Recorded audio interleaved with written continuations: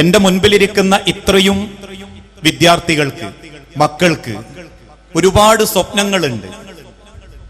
പഠിച്ച് നല്ലൊരാളാവണം, നല്ലൊരു ജോലി കിട്ടണം, കളിയിൽ സ്റ്റാർ ആവണം. ഇങ്ങനെ ഒരുപാട് സ്വപ്നങ്ങളുള്ളവരാണ് നമ്മളെ ഈ കൂട്ടത്തിലുള്ള എല്ലാവരും. സ്വപ്നങ്ങളില്ലാത്ത ആരെങ്കിലും ഈ കൂട്ടത്തിലുണ്ടോ? ഇല്ല. എന്നാൽ നിങ്ങൾ കാണുന്ന സ്വപ്നങ്ങളെക്കാൾ നിങ്ങൾക്ക് വേണ്ടി സ്വപ്നം കാണുന്നവരാണ് നിങ്ങളുടെ മാതാപിതാക്കൾ. ആ മാതാപിതാക്കളോട് എപ്പോഴെങ്കിലും ഒരു 10 മിനിറ്റ് അടുത്തിരുന്നിട്ട് നിന്റെ അനിയന്മാര് പെങ്ങന്മാര് ചോദിച്ചിട്ടുണ്ടോ, ഉമ്മ എന്താ നിങ്ങളുടെ ആഗ്രഹം? ഞാൻ ആരാവണം? എന്റെ സ്വഭാവം എങ്ങനെയാവണം? എന്റെ ഏത് സ്വഭാവമാണ് എന്റെ വാപ്പാക്ക് ഉമ്മാക്ക് ഇഷ്ടപ്പെടാത്തത് എന്ന് ചോദിച്ച് ആ മാതാപിതാക്കളുടെ മനസ്സിന്റെ സന്തോഷവും സമാധാനവും കണ്ടെത്താനും തിരിച്ചു കൊടുക്കാനും നമ്മളെ കൊണ്ട് പറ്റിയിട്ടില്ലെങ്കിൽ പിന്നെ നമ്മൾ കാണുന്ന ഒരു സ്വപ്നത്തിലേക്കും നമ്മളെ എത്തിക്കാമെന്ന് അല്ലാഹു തആല നമ്മളോട് വാഗ്ദാനം ചെയ്തിട്ടില്ല. ഇന്നു പക്ഷേ പലർക്കും രക്ഷിതാക്കളെ വേണ്ട. വാപ്പയും ഉമ്മയും പറയുന്നതൊക്കെ ധിക്കരിക്കലാണ് ഫാഷൻ. അവരുടെ വാക്കുകൾക്ക് വില കൊടുക്കാതെ മക്കൾ ഉണ്ടായിപ്പോയതിന്റെ പേരിൽ ആളുകൾക്ക് മുൻപിൽ തലകുനിച്ച് ജീവിക്കേണ്ടി വരുന്ന ഗതികെട്ട ചില വാപ്പാരും ഉമ്മാരും നമ്മളെ കൂട്ടത്തിലുണ്ട്. ആ വാപ്പയും ഉമ്മയും നമ്മളും തമ്മിലുള്ള ബന്ധം ഏത് തരത്തിലാണ് എന്ന് തിരിച്ചറിയാൻ പറ്റാത്ത ഒരു മക്കൾക്ക് ഒരിക്കലും അള്ളാന്റെ സമാധാനം ഉണ്ടാവില്ല.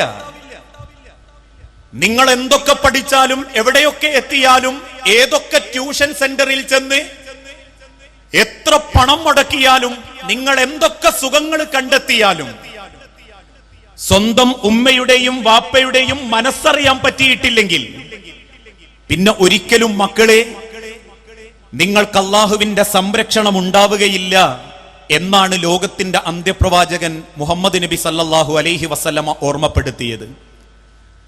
പക്ഷെ എന്തുകൊണ്ടോ നമ്മളിൽ പലർക്കും നമ്മളെ വാപ്പയെയും ഉമ്മയെയും സ്നേഹിക്കാൻ പറ്റുന്നില്ല, അനുസരിക്കാൻ പറ്റുന്നില്ല.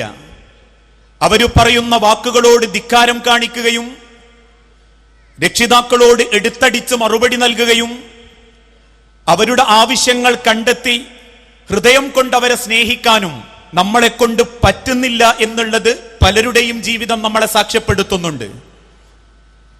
ഒരു ദിവസം ഒരു വാപ്പ പറഞ്ഞൊരു കഥയുണ്ട്.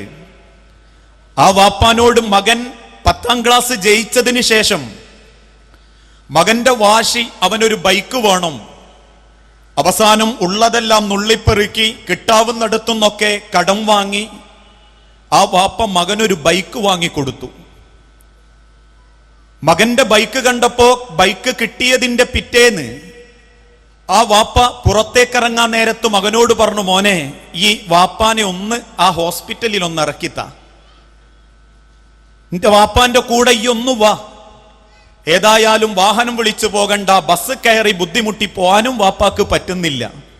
അതുകൊണ്ട് മോനെ നീ വാപ്പാന്റെ കൂടെ ഒന്ന് വാന്ന് പറഞ്ഞപ്പോ മകൻ തിരിച്ചു പറഞ്ഞു, വാപ്പ എനിക്ക് ഫ്രണ്ട്സ് കാത്തിരിക്കുന്നുണ്ട്, നിന്റെ പുതിയ ബൈക്ക് കാണാനും നിന്റെ ചെലവിനും അവര് കാത്തിരിക്കുന്നുണ്ട്, അതുകൊണ്ട് വാപ്പ ബസ്സിന് പോയിക്കോ എന്ന് വാപ്പായോട് ഒരു ദാക്ഷിണ്യവും ഇല്ലാതെ സംസാരിച്ച ആ മകൻ ബൈക്ക് എടുത്തു പുറപ്പെട്ടു. വാപ്പ പിന്നെ മകനെ ബുദ്ധിമുട്ടിക്കാൻ നിൽക്കാതെ ബസ്സിൽ കയറി വാപ്പ ഉദ്ദേശിച്ച ഹോസ്പിറ്റലിലേക്ക് പുറപ്പെട്ടു. എന്നാൽ ആ മകൻ പോകുന്ന യാത്രക്കിടയിൽ അവന്റെ കൂട്ടുകാരന്റെ വാപ്പ ആ മകന്റെ ബൈക്കിന് കൈയാട്ടി. ആ മകൻ ബൈക്ക് നിർത്തി. കൂട്ടുകാരന്റെ വാപ്പ ചോദിച്ചു, അല്ല മോനെ, നല്ല പുതിയ ബൈക്കൊക്കെ ആണല്ലോ. അവൻ പറഞ്ഞു, വാപ്പ വാങ്ങി തന്നതാ. ഈ എവിടുക്കാ പോന്ന്? അങ്ങനെയൊന്നുമില്ല, പുറത്തേക്ക് ഇറങ്ങിയതാ. എന്നാ ഈ ഒരു കാര്യം ചെയ്യ്, ഈ ഇന്നെ ഒന്ന് ആ റെയിൽവേ സ്റ്റേഷനിൽ അല്ലെങ്കിൽ ആ ബസ് സ്റ്റാൻഡിൽ ഒന്ന് ഇറക്കിത്താ എന്ന് ആ സുഹൃത്തിന്റെ, തന്റെ കൂട്ടുകാരന്റെ, ചങ്കായ കൂട്ടുകാരന്റെ വാപ്പ ആവശ്യപ്പെട്ടപ്പോ ഒരു മടിയും കൂടാതെ ആ ആളെയും കൂട്ടി അവൻ ബസ് സ്റ്റാൻഡിലേക്ക് പുറപ്പെട്ടു. ബസ് സ്റ്റാൻഡിലേക്ക് ആ വാപ്പനെ ഇറക്കുമ്പോ വേർത്തൊട്ടി ശരീരമാസകലം വിയർപ്പിൽ കുളിച്ച് ഒരു വെള്ള തോർത്തുമുണ്ട്, ഒരു വെള്ള ടവല് തലയിൽ കെട്ടി ക്ഷീണിച്ച് നടന്നു വരുന്ന അവന്റെ വാപ്പ, ആ വാപ്പ അവന്റെ മുഖത്തേക്ക് നോക്കി ഒരക്ഷരം ശബ്ദിക്കാതെ വാപ്പയും ബസ് സ്റ്റാൻഡിലേക്ക് കയറി.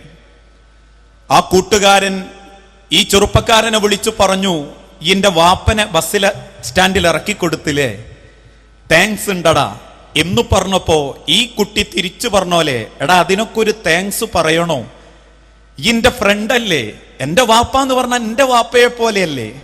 അപ്പൊ മക്കളെ, ആദ്യം ആ ബൈക്ക് വാങ്ങി തന്ന് ഒരായുസ് മുഴുവൻ നിങ്ങൾക്ക് വേണ്ടി ചോര നീരാക്കുന്ന വാപ്പയും നിങ്ങളെ ആരാ? ഒരു ഫ്രണ്ടിന്റെ വാപ്പാന്റെ പരിഗണന പോലും സ്വന്തം വാപ്പാക്കും ഉമ്മാക്കും കൊടുക്കാത്ത മക്കളാണെങ്കിൽ ഈ ജീവിതത്തിൽ നമുക്ക് കിട്ടുന്ന ഓരോ നിമിഷങ്ങളും നമ്മളെ രക്ഷിതാക്കളുടെ ത്യാഗ. ആ വാപ്പയും ഉമ്മയും അനുഭവിച്ച നൊമ്പരങ്ങളും കഷ്ടപ്പാടുകളും ആയുസ്സിൽ ഏതെങ്കിലും ഒരു സമയത്ത് ഒരു വീഡിയോ ആയിട്ട് നിങ്ങൾക്ക് കാണാൻ പറ്റിയിരുന്നെങ്കിൽ ആ വാപ്പാന്റെ ഉമ്മാന്റെ കാല് പിടിച്ച് കരഞ്ഞ് കാല് കഴുകിയ വെള്ളം കുടിക്കാൻ പോലും നമ്മൾ തയ്യാറാവും. ഇപ്പോഴും ഈ ഇരിക്കുന്ന പല മക്കളുടെയും വാപ്പാര് ഈ കൂട്ടത്തിലില്ല, പല പെൺമക്കളുടെയും ഉമ്മമാര് ഈ കൂട്ടത്തിലില്ല. നേരം വെളുക്കുമ്പോൾ 4:30 മണിക്കും 5 മണിക്കും അലാറം വെച്ച് എഴുന്നേറ്റ് തന്റെ പെൺമക്കൾക്ക് ആവശ്യമായ ഭക്ഷണങ്ങൾ ഒരുക്കിക്കൊടുത്ത്, ആ മകള് ഇട്ടതും അയച്ചിട്ടതും അലക്കിക്കൊടുത്ത്, അയൺ ചെയ്ത് മക്കളുടെ ബാഗിലേക്ക് സാധനങ്ങൾ വെച്ച് ആ മകളുടെ തോളത്തേക്ക് അതൊന്ന് എടുത്തു കൊടുത്ത് അവസാനം ഒരു ഗ്ലാസ് വെള്ളം കൂടി കുടിപ്പിച്ച് പുറത്തേക്ക് അയക്കുമ്പോ ഒരു ഉമ്മ പ്രാർത്ഥിക്കുന്നത് എന്താണെന്നറിയോ? എന്റെ പെൺമക്കൾക്ക്, പടച്ചോനെ എന്റെ മോളങ്ങി കാത്തോളണേ, മറ്റൊരുത്തന്റെ കണ്ണിൽ നിന്നും എന്റെ മകളുടെ മാനവും അവളുടെ ജീവിതവും നീ കാക്കണേ റബ്ബേ. ബസ്സുകാരന്റെയും ലക്ഷ്യം തെറ്റിയ വാഹനത്തിന്റെയും അപകടത്തിൽ നിന്ന് എന്റെ മക്കളെ നീ കാക്കണേ എന്ന് പ്രാർത്ഥിച്ചിട്ടല്ലാതെ ഒരു ഉമ്മയും വാപ്പയും ഒരു മക്കളെയും പുറത്തേക്ക് പറഞ്ഞയക്കുന്നില്ല. ഇപ്പോഴും എവിടെയോ കിടന്ന് ചോര നീരാക്കുന്നവനാ നിങ്ങളെ വാപ്പ. വിദേശ രാജ്യങ്ങളിൽ അറബികളുടെ ആട്ടും തുപ്പുമേറ്റ് ചുട്ടുവൈത്ത മണലാരണ്യത്തിൽ കിടന്നുറങ്ങുന്ന ഒരു വാപ്പാനെ മനസ്സിൽ ആലോചിച്ചിട്ടുണ്ടോ നിങ്ങൾ? നാട്ടിൽ മക്കൾക്ക് കയറിയിറങ്ങാനും വിസർജിക്കാനും 3 ബാത്റൂം ഉണ്ടെങ്കിലും വിദേശത്തെ ഒരു ചെറിയ റൂമിൽ തട്ടുകളായ 4ഉം 5ഉം കിടക്കകൾക്ക് മേലെ ക്യൂ നിന്ന് വിസർജിക്കേണ്ടി വന്ന് അവസാനം ഒന്ന് മനസ്സറിഞ്ഞുറങ്ങാൻ പോലും സമയം കിട്ടാതെ മക്കൾക്ക് വേണ്ടി, മക്കളുടെ കണ്ണ് നിറയാതിരിക്കാൻ വേണ്ടി ത്യാഗം ചെയ്യുന്ന ഒരു വാപ്പാനെ അറിഞ്ഞിട്ടുണ്ടോ നമ്മള്? ലോകത്തിന്റെ തിരുദൂതൻ അതുകൊണ്ടാ പഠിപ്പിച്ചതും വഖളാ റബ്ബുക അല്ലാ തഅബുദു ഇല്ലാ ഇയ്യാഹു വബിൽ വാലിദൈനി ഇഹ്സാനാ. വഖളാ റബ്ബുക, നിങ്ങളുടെ റബ്ബ് അല്ലാഹു നിങ്ങളോട് കൽപ്പിച്ചിരിക്കുന്നു, അല്ലാ തഅബുദു ഇല്ലാ ഇയ്യാഹു, നിങ്ങളെ സൃഷ്ടിച്ച് പരിപാലിക്കുന്ന ഈ ഭൂലോകത്തിന്റെ നാഥനായ നിങ്ങളുടെ രക്ഷിതാവായ അല്ലാഹുവിനെ, അവനെ മാത്രമേ നിങ്ങൾ ആരാധിക്കാവൂ. അതിനുശേഷം നിങ്ങൾ ചെയ്യേണ്ടത് വബിൽ വാലിദൈനി ഇഹ്സാന, നിങ്ങളുടെ മാതാപിതാക്കളോട്, നിങ്ങളുടെ രക്ഷിതാക്കളോട്, ഉമ്മയോടും വാപ്പയോടും ഏറ്റവും മര്യാദയോടെ സ്നേഹത്തോടെ നിങ്ങൾക്ക് പെരുമാറാൻ പറ്റണം. കാരണം ഇന്ന് കാണുന്ന നിങ്ങളുടെ ജീവിതത്തിന്റെ ഓരോ നിമിഷങ്ങളും ഈ ആരോഗ്യവും നിങ്ങളുടെ മാതാപിതാക്കള് നിങ്ങൾക്ക് വേണ്ടി മാറ്റിവെച്ച ജീവിതമാണ്. അവര് തന്നതേ നിങ്ങൾ തിന്നിട്ടുള്ളൂ. അവരെങ്ങാനും ഒരു നിമിഷം വേണ്ട എന്ന് തീരുമാനിച്ചിരുന്നെങ്കിൽ അതോടെ തീരും നമ്മുടെ ജീവിതം. അധികമൊന്നും വേണ്ട. ഒരു തലയണയെടുത്ത് തന്റെ പൈതലിന്റെ മുഖത്തേക്കിട്ട് കൊല്ലാൻ ഉമ്മാക്കൊരു സെക്കൻഡ് മതിയായിരുന്നു.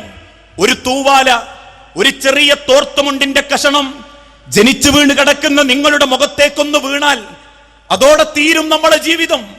എന്നാൽ അതുപോലും നിങ്ങളെ മുഖത്ത് വീഴാതെ ഓരോ നിമിഷവും നിങ്ങൾക്കായി ജീവിതം മാറ്റിവെക്കുന്ന ഉമ്മയും വാപ്പയും, വീട്ടിന്റെ അകത്തളങ്ങളിൽ മക്കളെ എന്ന ചിന്തയോടെ ആദ്യ പിടിച്ച് ഒരു ഉമ്മാന്റെ ജീവിതം ഓരോ നിമിഷവും കുടുംബത്തിന് വേണ്ടിയാണ്.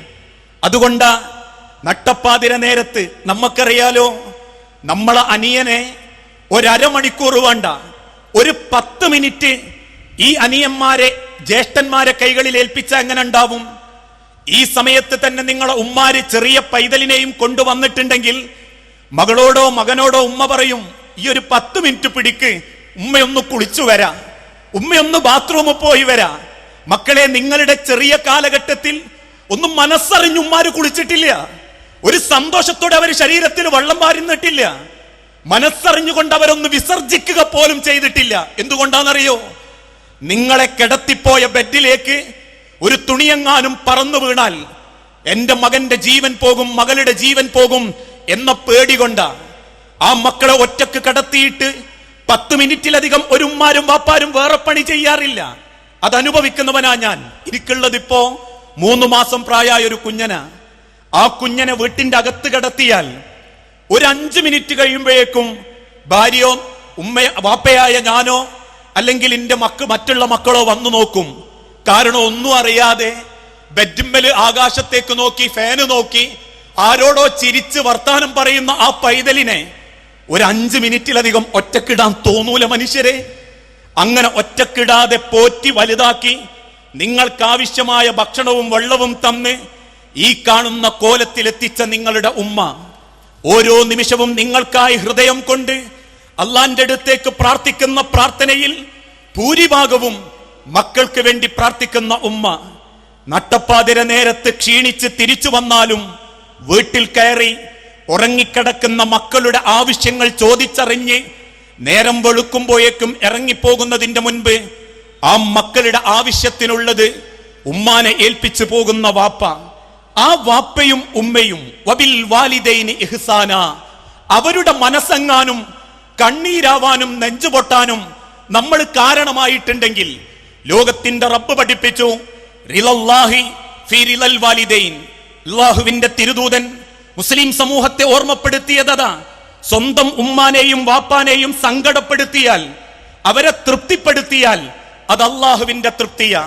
ആ വാപ്പയെയും ഉമ്മയെയും സങ്കടപ്പെടുത്തിയാൽ അത് അല്ലാഹുവിന്റെ കോപമാ.